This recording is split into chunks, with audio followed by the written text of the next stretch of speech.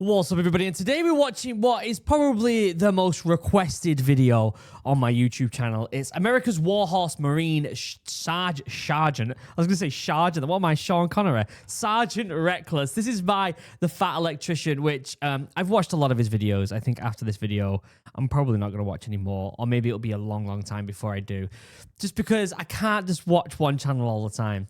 Although I don't. I watch videos nearly every single day on this channel, and I haven't watched one of his in a while. But there's only so much Fat Electrician you can watch. Do you know what I mean? Like, I don't want to watch all of them. I don't want to be that guy. But this is definitely the most requested video I think I've ever had on this YouTube channel. It's absolutely insane how many people have wanted me to check this video out. So as always, there'll be a link down below. I'm excited to watch it. It's The Fat Electrician. In my opinion, is the best storyteller on YouTube. So I'm very, very excited. I'm sure it'll be entertaining. It'll be funny. It'll be emotional. All of the above. I'm very excited to also learn something along the way, which is what he's really good at. Before we get started, though, please check out Chug, 10% off, link down below, for the best drinking vessel ever created. These things are phenomenal. Handmade, by the way, here in the UK. Free customization with whatever you want for initials on there. You get a free bag with it. Sustainable material made by a small business here in the UK. You can't go wrong. They're phenomenal. 10% off, link down below. Also, you may not have seen, I started my own business completely separate to YouTube.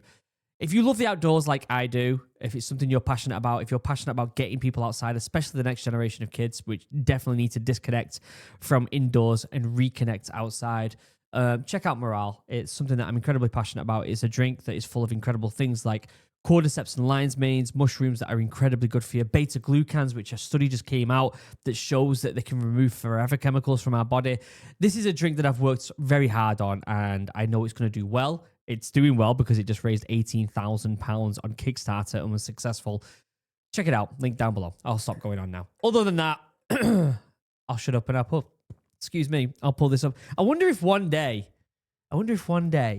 we can sponsor The Fat Electrician with my Morale. I wonder if I can contact him and be like, hey, I'll send you some of these over. You want to sponsor with Morale? I wonder if he'd do that. If you're watching this, Fat Electrician. Maybe we should do that. Maybe we should do that. We do some sort of sponsor. Anyway, let's shut up. Let's put subbies on. He's been sat here waiting in the dark this whole time. What if I told you that if it were not for the actions of a single beer-drinking horse over the course of 48 hours, South Korea as we know it today would probably not exist? What? What? Today we're talking about the greatest war horse of all time, the highest-ranking animal in Marine Corps history, and the hero of Outpost Vegas. Ladies and gentlemen, Sergeant Reckless. The horse is called Sergeant Reckless. I thought we were going to be talking about a person. I didn't know that. Why am I coughing so much? I'm so phlegmy. I'm going to start calling myself Ian Fleming. All right, before we get too far in this video, we do have a sponsor for a couple of reasons. One, I got bills. Just going to be honest with you. Two, I got to pay the editor. And three... Okay, I have to skip sponsors. A lot of people don't like it when I skip sponsors, especially the Fat Electricians, because he's so popular and the sponsors help him. But I have to. Legally, I have to skip sponsors because what a great place to pause. He signed paperwork for that sponsor and I haven't. So showing it on my YouTube channel is not legally allowed. So for those of you who moan when I skip these ads, there's nothing I can do about it. I get in trouble if not. Know absolutely nothing about the Korean War, and it's kind of important for context. So we're going to do a real quick and dirty oversimplification Tell of me. the entire thing. Super casual, 60 seconds. We're going to learn more about the Korean War than most people do in their entire K-12 education. Let's start the timer. Here we go. July To be fair, though, they don't learn much about war during that time, do they? Let's be honest. 25th, 1950, Communist North Korea, backed by Communist China and the Soviet Union, decides that they are going to attack South Korea and try to take over the entire peninsula. Over the course of the next 5 to 6 weeks, they would almost accomplish their goal, Wow. bringing the South Korean military all the way to the base of the peninsula, and it is not looking good. But luckily, NATO shows up at the last minute to save the day. The NATO forces are like 90% American, but there's Amazing. It's incredible if you look at like videos or even if you go and visit Seoul in South Korea, how far they have come as a nation, considering this was only, what, 60, 70 years ago? Insane, isn't it? also some British, some Canadian, some Australian, and like 12 other countries on top of that. And they have a huge amphibious landing in Incheon, and they proceed to turn the tables on the North Koreans entirely, beating them all the way back into North Korea. And then they continue to advance, beating them all the way up the peninsula and almost to the border of China. So now the Chinese government's kind of shitting their pants because NATO's like 30 miles off their border, and they can't have NATO coming up in their territory with their democracy and their human rights and their food. They've got to do something about this. So China comes out of left field with their big-ass military, joins the fight, takes NATO completely by surprise, beats them all the way back down the peninsula to pretty much the original North and South Korean border, and this is where our story begins. I'm not trying to brag, but that was under 60 seconds, and I got a Lord of the Rings reference in there. I'm having a really good day. Okay, now that we're on the... Listen, if he can get a Lord of the Rings reference in, then yes, it is a good day. You know how much I absolutely fucking love Lord of the Rings. Same page, October 1952. Here's what the front line looks like. Each one of those triangles represents a hill, and on top of those hills is a bunch of NATO troops. Basically, at this point in time, NATO is now just trying to hold this line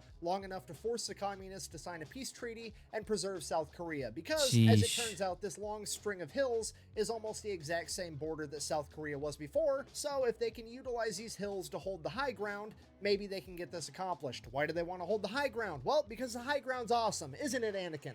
I was literally about to say, if he doesn't get a Star Wars reference in with this high ground nonsense, then he's missing out. He's got both Lord of the Rings and Star Wars now. Holy crap. Good on him. It's good script writing right there. Yeah, anyways, if I could bring your attention to the furthest triangle on the left where it says the Nevada cities. That is not actually one hill, but three smaller hills in a close triangular formation, commonly referred to as the Iron Triangle. Each one of these hills is named after one of the three Nevada gambling cities, Reno, Carson, and Vegas. The reason that NATO named them after the Nevada gambling cities is because it is a gamble as to whether or not the Marine Corps is going to be able to hold that position. Because if Chinese Communist forces are going to try to break through this line, it's probably going to be right there at the Nevada cities, because then they will have a direct path to the capital of Seoul, and if they're able to capture Seoul, it'll be absolutely devastating to NATO's ability to negotiate a peace treaty. So I'm trying to think of what the technological equipment was like during the 1950s. What did they have and what did they not have? I'm trying to just, for some reason, it's kind of like this blur, isn't it? When you get like that grace period that's just past World War II, for the next like 20 years, 30 years after World War II, there's almost this weird like blur of technological advancement, although it's not incredibly fast. Does that make sense? And I'm trying to picture exactly what equipment they had, what weapons they had, etc. Especially what the Chinese Communist Party had as well at that point, which I don't really remember. Well, the United States Marine Corps absolutely has to hold this position. When I say remember, I'm not saying like remember as in like I was there. I mean remember just in general. To the capital of Seoul, and if they're able to capture Seoul, it'll be absolutely devastating to NATO's ability to negotiate a peace treaty. So the United States Marine Corps absolutely has to hold this position, and most importantly, they have to hold Outpost Vegas because it is the highest of the three hills, and if they lose Vegas, they are almost guaranteed to lose the other two. All right, so here's the plan. Each one of these hills is going to have 40 Marines and 2 Navy corpsmen on top. These hills are so steep that the only way to get up there is by foot. They're like a 45-degree angle all the way up. So the Marines aren't able to get trucks up there. They're not able to get tanks up there. The only thing they can get up there is barbed wire, shovels for digging trenches, guns, and 75mm recoilless rifles. These recoilless rifles are pretty much going to be the Marines' only chance of defending themselves if they do get attacked. Why have I not seen them before? These recoilless rifles are... What an interesting bit of kit. Yeah, I've never seen that before. Recoilless rifles. Pretty much going to be the Marines' only chance of defending themselves if they do get attacked. The problem with it is, though, since you can't get a truck up on this hill, now the Marines have to carry all the ammunition up themselves, and each shell weighs approximately 24 pounds. So because carrying these shells up this enormous hill 1 or 2 at a time absolutely sucks, the Marines get permission to buy a horse or a mule or a donkey or something. So they go down to Seoul and they start looking. And obviously, the first place they choose to investigate is the horse racetrack at Seoul. Is there probably going to be a pack animal at a racetrack for sale? No, probably not, because that's racehorses, and racehorses don't make good pack animals. But that is the one place that's going to have alcohol and gambling, so you best believe that's where the Marines are going to check first. The Marines killing 2 birds with 1 stone there. Oh yeah, there's horses down there. Also, there's a bunch of booze. And where there's booze and gambling, there's women. Guarantee it. But at the same time, Give credit where credit's due. Marines find a way. They find a way. They adapt. And they're like, look, this sucks carrying this shit up there. Let's get ourselves an animal. Marines do adapt. As fate would have it, they would meet up with a horse trainer and jockey by the name of Kim Hook Moon, who would be willing to reluctantly sell his horse, Ah Chim Hai, which translates to flame in the morning.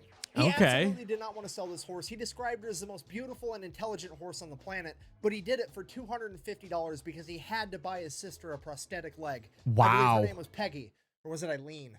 Anyways, the Marines buy this horse. Oh, I feel like that. That was borderline dad jokes there. Do you know what I mean? Borderline dad. In fact, that was definitely a dad joke. That was definitely a dad joke. I'll give him some good points for that. They throw in a trailer. They take her back to camp. From there, she immediately goes into what the Marines call hoof camp. Get it? Hoof camp, boot camp. That's funny. Moving on. The first thing they do is try to get the horse acclimated to battle by firing the recoilless rifle near her. And the first time they fired this rifle, this horse jumped 4 feet straight into the air and freaked the fuck out. Then they calmed her down. They fired it again, still scared out of her mind. And they fired it again and again. And by the 8th time they fired it, she was completely calm, and a recoilless rifle never scared her ever again. From there, they taught her how to survive. She learned how to avoid barbed wire. This is incredible. This is incredible that they literally did like a bit of a boot camp for this horse to get it used to military action. Isn't that insane?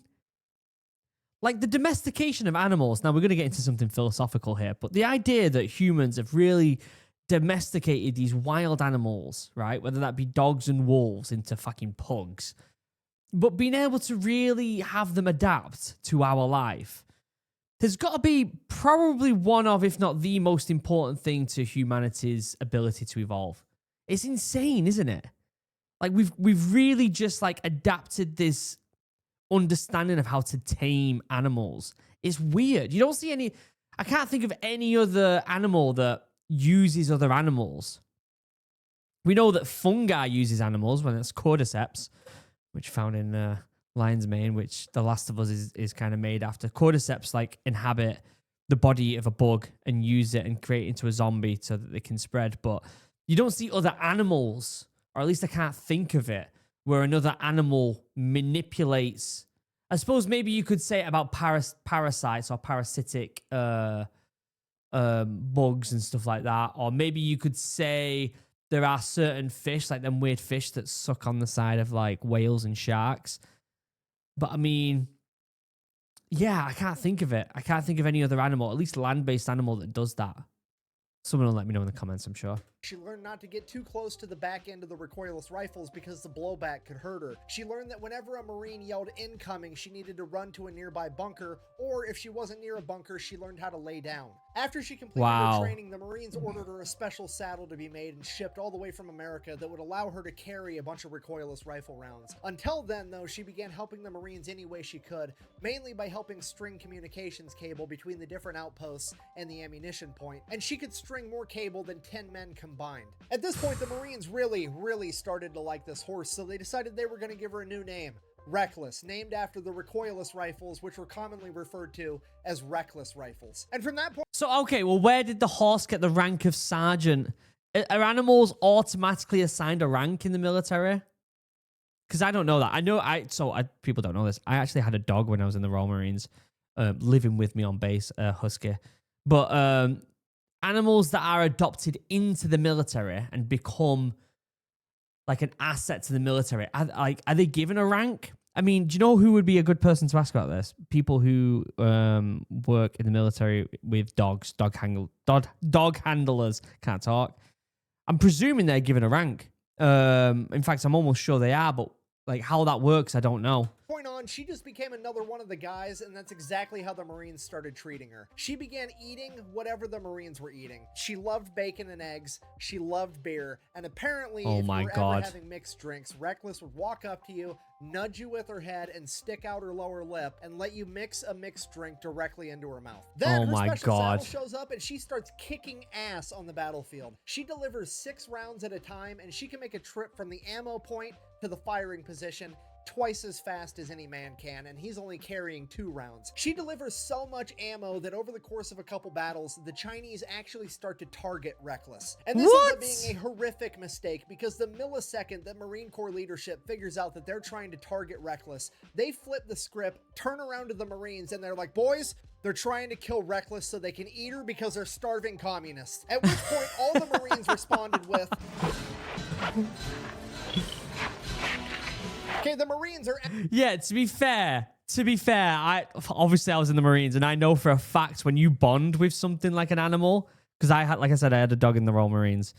Like, the lads will do anything for that animal. They really will. Absolutely furious. This is worse than fucking with Doc. We've got multiple Docs. We've only got 1 Reckless. We can't allow this to happen. And the Marines begin fighting that much harder. And they have more ammo to fight even harder with, because Reckless is right there with them, bearing ammo the entire time. From this point on, they begin dominating every skirmish that they take part in. At one point, they're working adjacent to the Australian military, and the Australians are so blown away by Reckless that they come up to meet her after the skirmish, and they actually give her one of their campaign hats as a reward for being such a badass on the battlefield. Oh my god. They've cut the top off so his little ears can poke out. That's friggin' adorable. That's adorable. This is the caring, loving side of these absolutely dominating military Marines who are trained to destroy and kill. They still have this endearing side, don't they? Look at that. Reckless and the Marines fight and hold the line for the next 5 months, and by March of 1953, peace talks between North and South Korea are well underway, and it's beginning to finally look like this war might come to a peaceful resolution. But on March 26th, Chinese forces would launch a major offensive, trying to break through the line at the Nevada cities with 4,000 men. For the next 4 days, the Marine Corps and the Chinese fight over these hills. The Chinese take the hill, the Marines take it back. The Chinese take the hill, the Marines take it back. Oh my Eventually, god. it got to the point where nobody could hold the top of the hill, and you just had the Chinese on one slope of the hill and the Marines on the other. They said that there was so much artillery flying in both directions for the entirety of 4 days that the sound of individual explosions gave way to what seemed like a constant and consistent roar. For 4 days, they were completely unable to verbally communicate, and they could only talk to each other via hand signals. And It's just the amount of firepower that must... I tell you what, why is it that humanity, one of the only and best ways to bring a group of people together is when they're trying to attack other people or defend against other people? Like, it's frustrating that we can't all come together on other things, right? We can see that all over the world right now. It seems like everyone's so fucking divided on everything, no matter what the subject. And if you don't agree on something, you instantly become the enemy. And yet, when it comes to war, and I've been with friends in the military, you stick by each other no matter what. You could have someone next to you who has a completely different opinion on life, but as soon as they're a Marine next to you, nothing else matters. Like, you all work together, and it's just insane. You see stuff like this where there's these two teams just absolutely battling it out, spending millions on ammunition just to try and get an inch of ground more. Like, that amount of determination, if you could harness that determination of a group of people and put it into anything else in the world, my God. And because of all this noise, the Marine Corps forward observers weren't able to effectively communicate with the Marine Corps artillery and mortars, meaning that the artillery and mortars were just firing blindly into the general vicinity of where the enemy should be. Meaning that the only effective fire the Marine Corps has in this fight is coming from the recoilless rifles, because they don't require a forward observer and they don't require communication. The men with the recoilless rifles are the ones spotting the enemy and firing the gun. The recoilless rifles are now the key to winning this battle, and they absolutely have to stay up and running, and they have to get this ammunition up to these hills to fight back. I want to know more about this recoilless rifle. I've never heard of it before. Why have I never heard of this? Let me Google it real quick. Recoilless rifle. Smooth bore, simple recoilless rifle. The M40 recoilless rifle. When did it start? Oh, it's just a type of weapon. So there's been loads of variants on the recoilless rifle by the sounds of it. The Polish has had some. The Russians have had some. it's just an interesting thing that I've just never heard of before. Let me say recoilless rifle Korean War. Let's see if I can find it. So that is the M20, 75mm caliber recoilless rifle.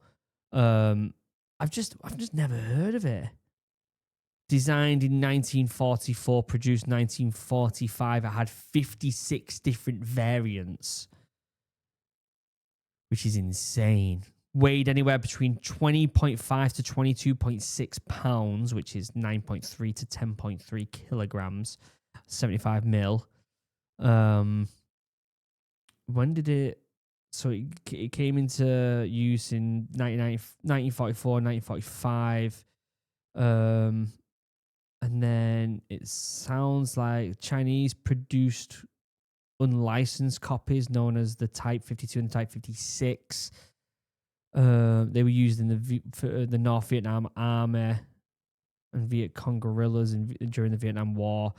They were also used during the Lebanese Civil War. But it looks like during the 70s that they kind of stopped using them in the US military. I've never heard of it before. It's just something that's kind of slipped. It's just kind of slipped through the radar of my military knowledge. The problem is the ammo point is 750 yards away from the firing position, up a 45-degree angle hill that is constantly being pounded with enemy artillery fire while it's also covered with smoke and white phosphorus. But that doesn't change the fact that the ammunition has to get there, so they load 8 rounds into Reckless's pack and they send her up the hill. And the men at the ammunition depot know that it's probably the last time they're ever going to see her again because they've just sent her off to her death. But despite that, she somehow makes it to the firing position. The Marines there unload the ammo and stick a wounded Marine on her back as they send her back down the hill, also feeling as though they're sending her to her death, and it's the last time they're ever going to see their favorite horse. But they're wrong. Over and over and over again they're wrong, because every 20 minutes like clockwork, Reckless is back at the firing position bringing more ammunition, and then she's back at the ammunition depot dropping off wounded Marines. And she does this all day long, and with every trip she makes, she becomes less and less of a horse and more the only sign of hope that these men have. Because it's insane how much... Oh my God, look at that image. It's insane how much love humanity can have for animals, and just how much these animals can have love for humanity, right? It works as this bizarre relationship that transcends transcends the natural world. It's so interesting. It's so interesting. Because of this little horse that's quite literally an animal of prey whose only defensive measure to danger is to run away, can stand here and fight through all of this, then fuck, oh my God, maybe they can too. Despite being struck by shrapnel twice, Reckless kept the Marines so well stocked with ammunition that they managed to melt one of the barrels of the 75mm recoilless rifles. Wow. On the first day of battle alone, she made 51 round trips to the firing line, covering over 35 miles, delivering 386 rounds of ammunition, totaling over 9,000 pounds. Holy not shit. Including all the Marines that she carried back down the hill. At the end of the first day of battle, they took Reckless, gave her all the food and water that she would eat or drink, and then they laid her down to bed. She got to sleep for 6 hours before the first enemy artillery shell impacted, and at that, she was back up and ready to do it all over again, and she repeated her performance from the day prior. At the end of the second... That's insane. That is absolutely insane. I tell you what, man, I've never been like a big horse person. I think it's just because I didn't grow up around them. Steph did, my wife, but I just never grew up around horses, and so I always found them quite intimidating. My only real kind of encounter with horses growing up was when I'd go to the football and the police would have these giant horses to stop, you know, the home fans from getting next to the away fans and stuff like that. That's kind of like, so they were always very intimidating to me. And so whenever I have seen horses face to face these days, I always still have that sense of intimidation, which apparently they can sense. But they are remarkable animals, aren't they?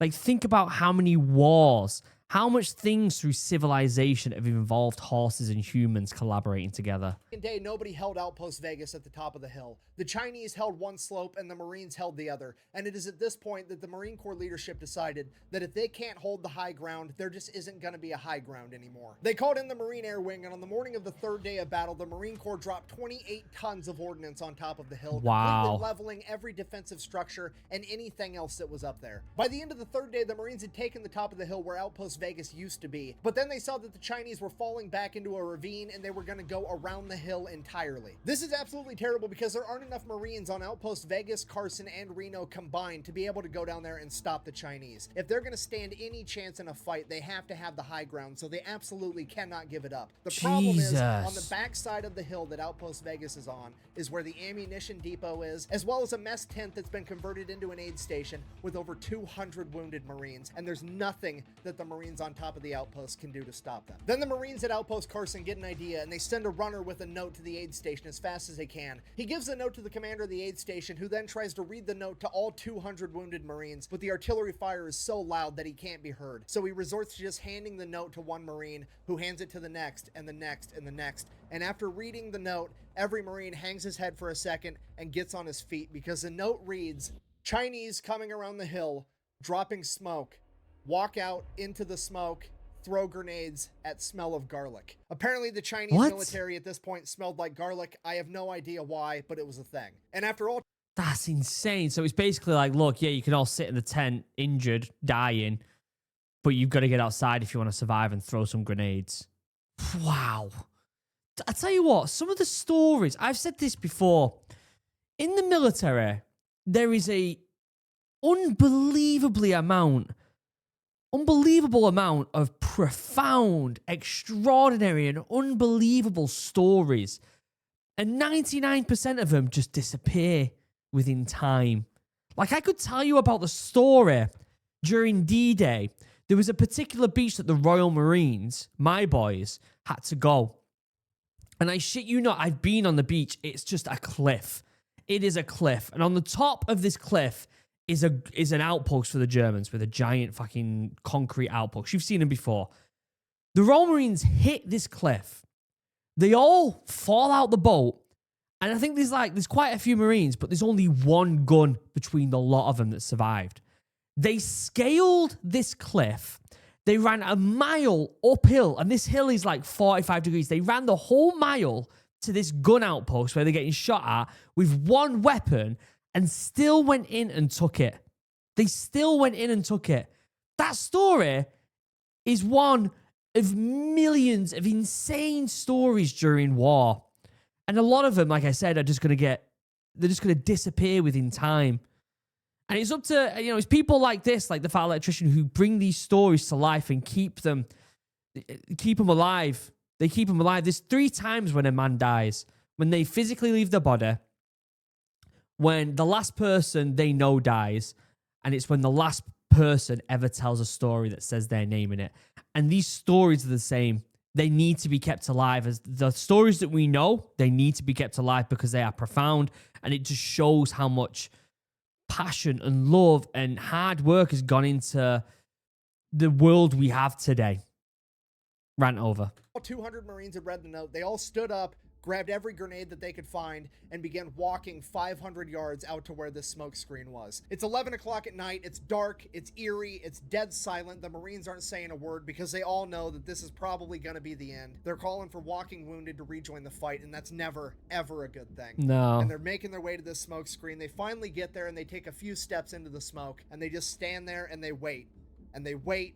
And after 10 minutes, there's a faint smell of garlic, and it keeps getting stronger and stronger and stronger. And the Marines know what's going to come next, but they just don't know when to start throwing these grenades. And then off in the distance in the smoke, they hear a single cough, and all the Marines just begin throwing these grenades into the smoke screen. Jesus. Within a matter of seconds, they've completely exhausted their supply, throwing over 500 grenades into the smoke. And that was it. There was nothing left to do but stand there and wait for the enemy to come and get them. So that's what they did. God. They stood there and they waited and they waited, and the smell of garlic got a little bit fainter and a little bit fainter, and finally the Marines are like, fuck it, I'm going to bed. So they walked back to the aid station, went to bed, woke up the next morning, and holy shit, the enemy artillery had completely stopped and the battle was over. They would later find out that the Chinese suffered over 4,000 casualties trying to break through the Marine line, and after the incident... 4,000 casualties. This is another example of quality over quantity. Like, there are militaries that are massive out there. In my opinion, Britain is not one of them. We are very small, but the fight that the British military has is unbelievable. The soldiers that we produce are, in my opinion, the best in the world. And that's me trying not to be biased, although I obviously am. But my God, quality over quantity wins a lot. At 11 o'clock at night with the smoke screen and the aid station, they simply could not afford to lose any more men and were forced to retreat. So that was it. The Marines did it. Against all odds, somehow the Marines managed to hold the line against a vastly superior force. Larger force. Not superior force. Yeah. That's exactly what I was just saying. Very important detail. Preventing the enemy from retaking Seoul, giving NATO the political leverage they needed to negotiate peace talks, and establishing and preserving the South Korea that we know today. And arguably, it's all because of a single horse that absolutely refused to give up on her fellow Marines. And because of this, Reckless is declared the hero of Outpost Vegas, and she is awarded the rank of corporal in the United States Marine Corps. Shortly after the battle, the Marines get rotated out. Okay, so she didn't have a rank, or she was like Bobby Basic Marine and then got corporal. But this is titled Sergeant Reckless, and we're only halfway through the video. So this horse has got some war stories that we're gonna learn right now. Brigade from the Turkish military, and the Marines finally get some much-deserved R&R. After that, the war's really starting to wind down, so the Marines are gonna pack up all their shit. They're gonna board a Navy LST, which is basically an amphibious landing ship. That ship's gonna take them all the way to Incheon, and then from there, they're just gonna kind of hang out for a while and wait for the peace treaty to get signed. But since they're boarding a Navy vessel, they have to come up with a manifest of all the supplies, how many guys they got, all the equipment, how much everything weighs, yada yada yada. On the manifest, they write down one horse, Reckless, corporal type. The manifest makes its way to the captain of the LST. He's supposed to sign off on everything. He sees horse and he's like, what the fuck? The Marines are probably just messing with me. They're not actually bringing a horse on my ship. It's probably just like a pallet of beer and they wanted to let me know to account for the weight. It's fine. He signs off on the manifest. Oh my God. It's all good. Fast forward a couple of weeks, the Marines start loading all their stuff up on the boat. Then they go to bring Corporal Reckless up onto the ship and the captain is like, whoa. Absolutely not. You're not bringing a horse on my ship. I've had the cleanest ship in the Navy for 2 years running, and this horse is going to ruin that. The Marines are most definitely not going to put up with that, though. I'll tell you that right now. When Marines want to do something, they fucking do it. So the Marines are like, bro, you signed the manifest. This is happening. Get over it. Yeah. One thing leads to another. Corporal Reckless gets on that ship. Once they get Reckless, all the Point proven. equipment and all the Marines on board, the ship takes off, and all the Navy members are kind of making fun of Reckless and the Marines because it's not normal for Marines to care this much about an animal, and they're not treating Reckless with the respect that she deserves. Ooh. So when they demand that Reckless gets fed bacon, eggs, and beer just like the Marines, the Navy absolutely refuses, and they said they're only going to give her cabbage and wheat. So that's what they do. This upsets Reckless's stomach, and she proceeds to shit all over this boat for the next 3 days. A couple days later, Reckless starts feeling better. They're almost to Incheon. They're about to port, get off this boat. Everything's going to be great. At this point, the Marine Corps officers have a brilliant idea. They decide, hey, us and our men just went through one of the bloodiest battles in American military history. The horse has been sick this entire time. You know what would make everybody a lot happier? If instead of just parking the fucking boat and getting off like normal people, what if we did an amphibious landing, you know, for fun and training and stuff? Wouldn't that be great? To which all the... That sounds like the most Marine officer thing I've ever heard in my life. I literally, that is exactly what I just know the Marines are sat there and they hear this and they're like, for fuck's sake, who's come up with this smart idea? Enlisted men are like, fucking fine, whatever, let's just do it and get it over with. So they make an amphibious landing in Incheon for training, but guess what? Reckless doesn't understand that it's for training. She thinks this shit's for real. So Reckless becomes the only horse in Marine Corps history to successfully make an amphibious landing. So the Oh Marines my get settled down God. in Incheon, and that's when they notice that there's a horse all over the news. It's in every newspaper, it's in every magazine, it's on every radio broadcast. The entire world is talking about this horse, but it's not Corporal Reckless. It's some horse over in America called Native Dancer. It's the greatest horse in the world. It's going to win the Kentucky Derby, blah, blah, blah. And the Marines are kind of getting pissed because they know for a fact that they have the best horse in the world, and it's Corporal Reckless, not Native Dancer. I just know the conversation that's happening with these Marines at this point. I can guarantee they're all like, this other fucking horse has nothing on our horse. I know they're all sat there pissed. I could just read their minds right now. That's what I can do. And the Marines are willing to put their money where their mouth is Yeah. because they pulled together over $25,000, which is like My over God. $250,000 in today's money. And they publicly offer it up as a wager to the owner of Native Dancer. Hey, bring your horse over to South Korea, beat Reckless in a race, and you can have the money. But this wasn't just going to be any race. This was going to be called the Paddy Derby. It was a 1.5 mile course uphill through rice paddies, and each horse wasn't going to have a rider, and they were going to have to carry 192 pounds of ammunition. Oh my Unfortunately for God. everybody, Native Dancer's owner decided that they were not going to partake in this competition, so now the Marines kind of just hung out until the end of the war. Then the order comes down, hey, pack your shit, it's time to go home. The Marines are like, cool, great, grand, wonderful, how are we going to get Reckless home? At which point the leadership over at the Marine Corps is like, well, here's the thing, we don't think that the taxpayers would appreciate spending their money to transport this horse I'm a taxpayer, and I would 100% send money to get that horse over here. all the way back to America.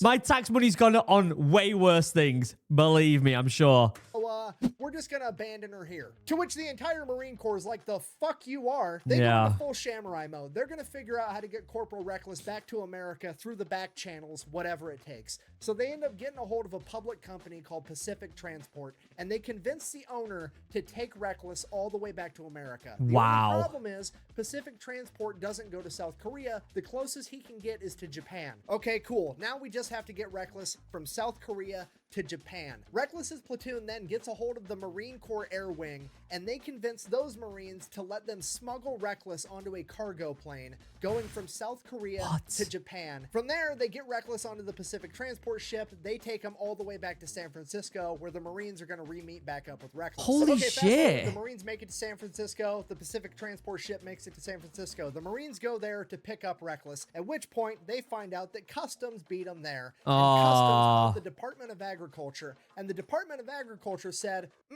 we're going to have this horse destroyed because she could have diseases. The Marines then explained to this guy from the Department of Agriculture, look, this is a war hero. You're not killing this horse. She's coming with us. At which point, the Department of Agriculture guy is like, oh no, she's staying here and we're going to have her destroyed. Now, I tell you what. I'm going to say it now. I'm going to say it again. The Marines will find a way. They always find a way. But the fact that this is even a thing, like they're just going to destroy it because they think you might have disease is ridiculous. Surely that, I mean, it probably does happen in these days, actually. I've heard of worse things happening these days. oh, the Marines are kind of looking around at each other. They're looking at this pencil pusher from the Department of Agriculture. And the Marines, without saying a word, have just communicated with their eyes. We're actually going to have to kill this guy and hide the body. Department of Agriculture guy is finally starting to piece together how quickly and how far this might escalate. And he finally comes to his senses and he's like, okay, look, maybe, just maybe, I'll take a blood sample, I'll take it to the lab, and if she doesn't have any diseases, we'll release her. To which the Marines are like, that's a solid call. So the guy takes the blood sample, says it'll take me about a week to get the results. Go ahead and just leave the horse here. You guys can head out. At which the Marines probably just get the horse and leave.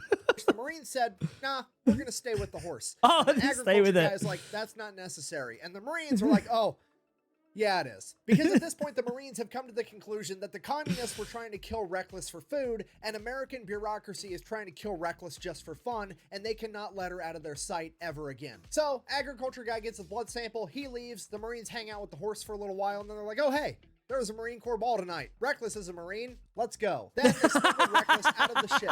Then they smuggled... I didn't say that they would get the horse out. They would get the horse out. It's just inevitable. Marines, when they make a decision, that decision is inevitable. Believe me, I am one.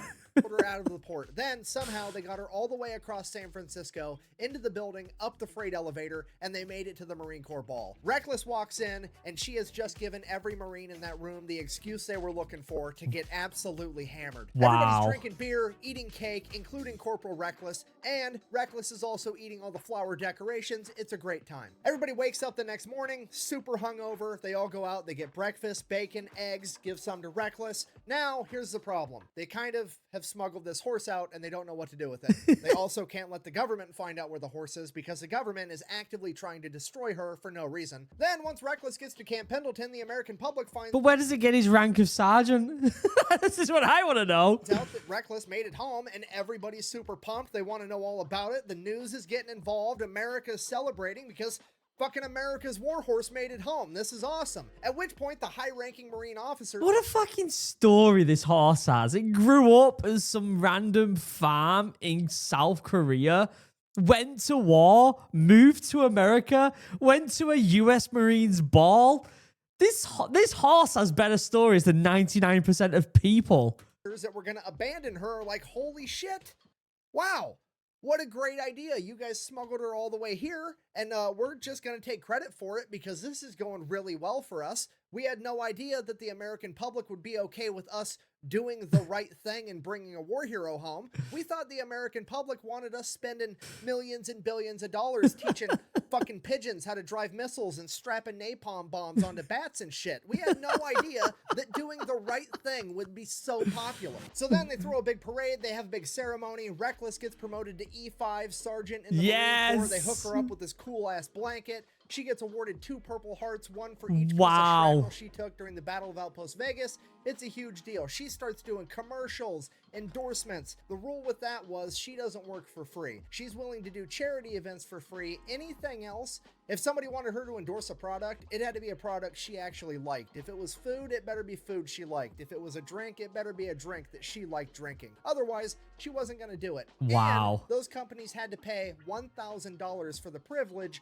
of working with Sergeant Reckless, and that money went to a charity for the Marine Corps. And fucking yes. This gives me so much faith in humanity, this video. It really does. The amount of love Marines have for this animal is insane. Thing with Reckless being a sergeant, most animals are like, oh, they're such and such rank, they're this rank, but they're not actually that rank. It's just like a symbolic thing. With Reckless, it was not a symbolic thing. The Marines treated her like she was truly and legitimately a sergeant in the Marine Corps. Nobody that was a lower rank than her was allowed to give her orders or tell her what to do, okay? If the privates were standing around eating food and stuff, and Reckless wandered up and nudged one, that was an order to share some food, and that private needed to obey it. She was given her own private stable right outside the post commander's house, and there was a standing order that she was never to carry anything heavier than her blanket ever again. Sergeant Reckless even had an assistant. Every time they got a batch of new recruits, they would find out who the farm kid was, and he would be tasked with taking care of Sergeant Reckless. Oh my God. Part of taking care of Sergeant Reckless was taking her out for her daily exercise. Now, how do you exercise a horse if you can't ride a horse because there's a standing order that she can't carry anything heavier than her blanket? And even if she could, you wouldn't be allowed to ride her because she's a higher rank than you.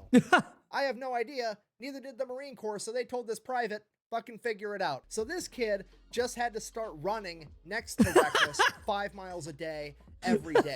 And this pattern carried... What a great way to keep the Marines fit, though. You gotta exercise the horse.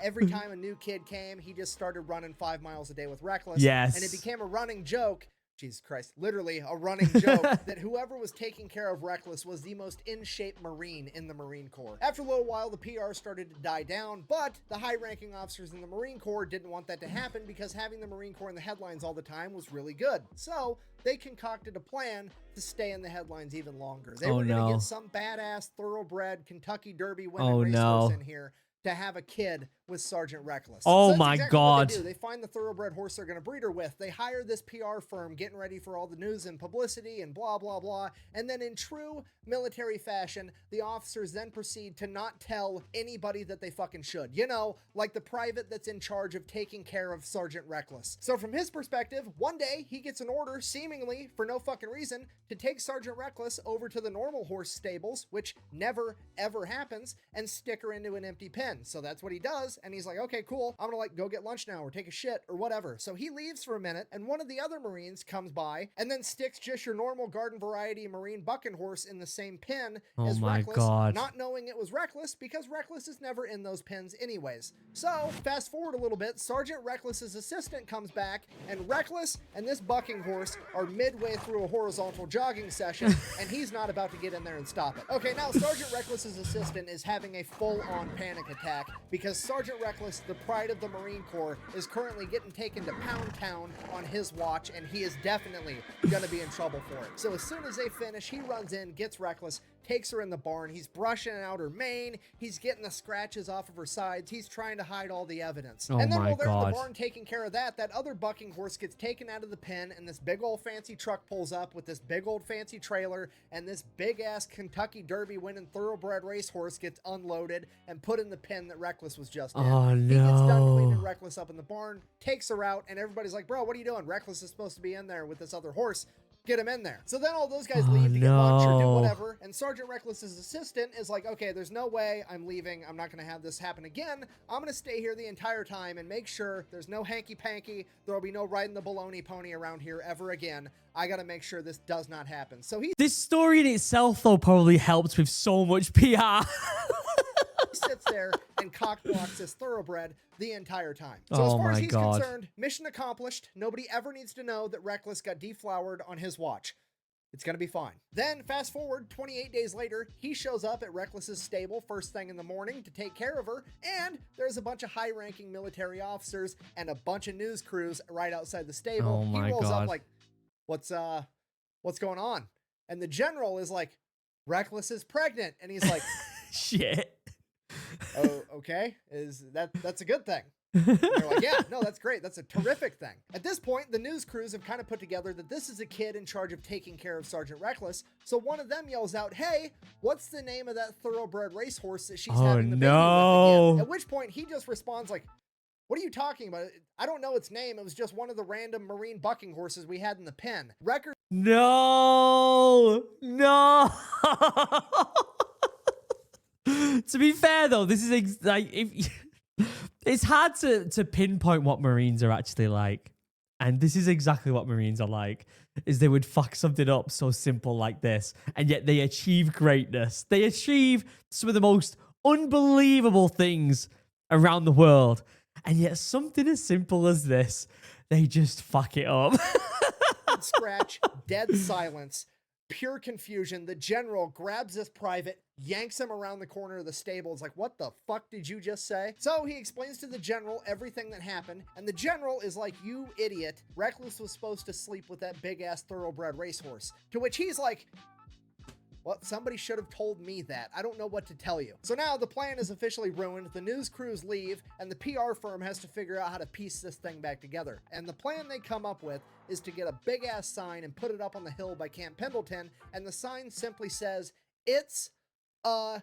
Yeah, if you're not picking up what I'm putting down, and the plot twists that absolutely nobody saw coming, the United States Marine Corps is actually responsible for inventing gender reveals. And that's how they still managed to generate a bunch of hype for Sergeant Reckless's kid, getting the entire world to speculate as to whether or not it was going to be a boy or a girl. The pregnancy goes great. She goes on to Oh, look at the little horse.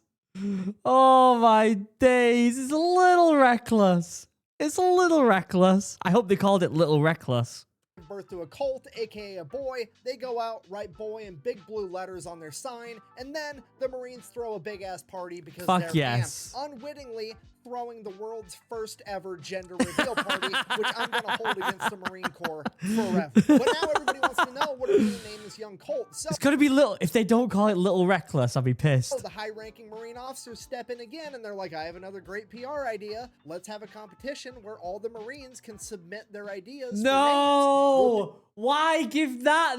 Why? That's not a good idea. It's decisions like that you shouldn't give to Marines. Naming an animal. Pick the best one, and that guy can win a week of leave.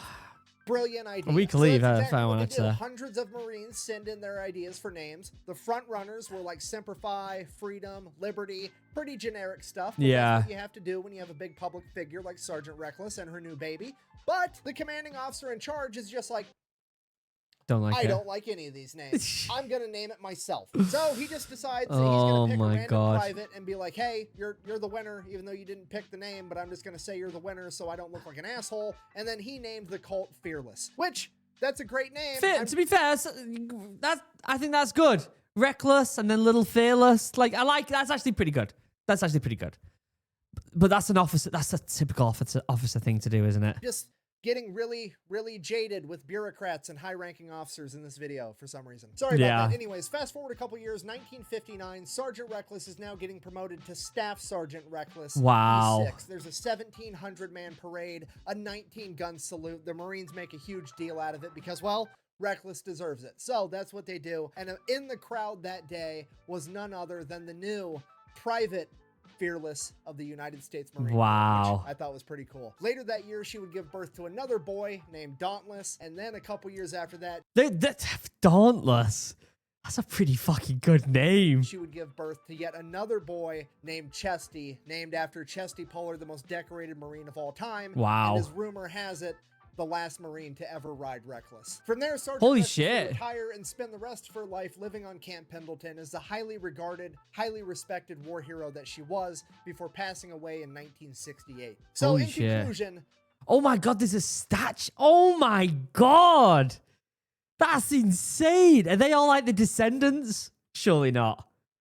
Because if they are, that's unreal. this has been the story of Sergeant Reckless, the hero of Outpost Vegas, America's greatest warhorse, the four-legged Marine that fought during the Korean War, which is commonly referred to as the Forgotten War. But as is the case with most of us, it's not that we forgot Wow. it, it's that we were never taught about it in the first place. So, if you made it this far in the 100%. video, I really hope that you learned something. If you want to support the channel, best way to do that is go check out thefatelectrician.com. We got merch. I got a Patreon with deleted scenes. Otherwise, until next time, quack bang, out. Amazing. As always, he's going to have little bits at the end, innit? What are you still doing here? Leave. I have to go enjoy my not single ply toilet paper I got at the store just for me. Oh, another phenomenal video from the Fat Electrician. There's a link down below to his channel, but I feel like the Venn diagram of the Fat Electrician subscribers and my subscribers is just a small circle within a big circle. That's all it is. It just looks like a bullseye within a big target. That's all it is. Phenomenal video. Link down below. What can you say? It's incredible the love that Marines have, that the military has for an animal that is so profound like that. It's bizarre. Then the relationship that humans have with animals is just unreal. And I think it transcends the normality of love when it comes to the love for an animal like that. Anyway, before we end, check out Chug, 10% off, link down below, and check out my new business, Morale, if you want to support something that might align with you. Other than that, I love you all. Thank you very much. Have a wonderful day. Goodbye.